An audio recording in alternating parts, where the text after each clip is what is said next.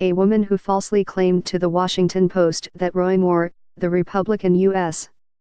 Senate candidate in Alabama, impregnated her as a teenager appears to work with an organization that uses deceptive tactics to secretly record conversations in an effort to embarrass its targets.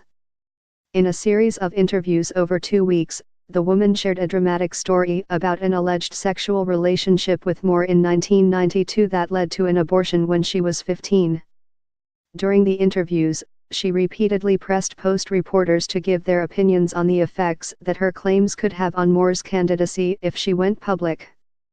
The Post did not publish an article based on her unsubstantiated account. When Post reporters confronted her with inconsistencies in her story and an internet posting that raised doubts about her motivations, she insisted that she was not working with any organization that targets journalists.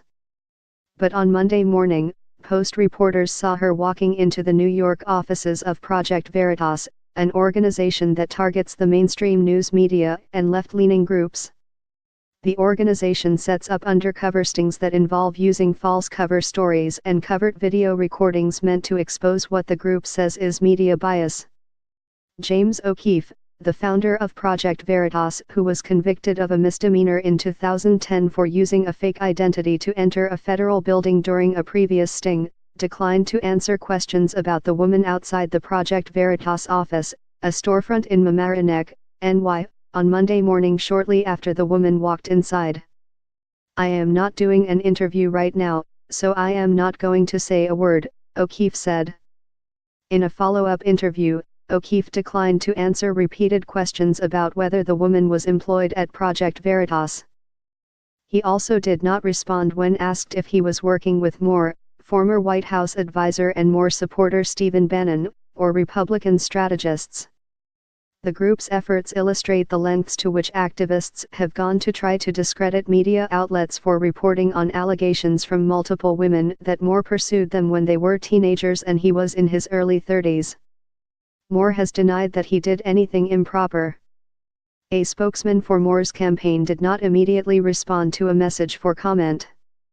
The woman who approached Post reporters, Jamie T. Phillips, did not respond to calls to her cell phone Monday morning. Her car remained in the Project Veritas parking lot for more than an hour. After Phillips was seen entering the Project Veritas office, the Post made the unusual decision to report her previous off-the-record comments. "We always honor off-the-record agreements when they're entered into in good faith," said Martin Barron, the Post's executive editor. But this so-called off-the-record conversation was the essence of a scheme to deceive and embarrass us. The intent by Project Veritas clearly was to publicize the conversation if we fell for the trap.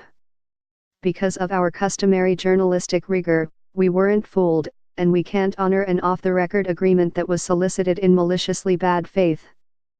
Phillips' arrival at the Project Veritas office capped a weeks-long effort that began only hours after the Post published an article on November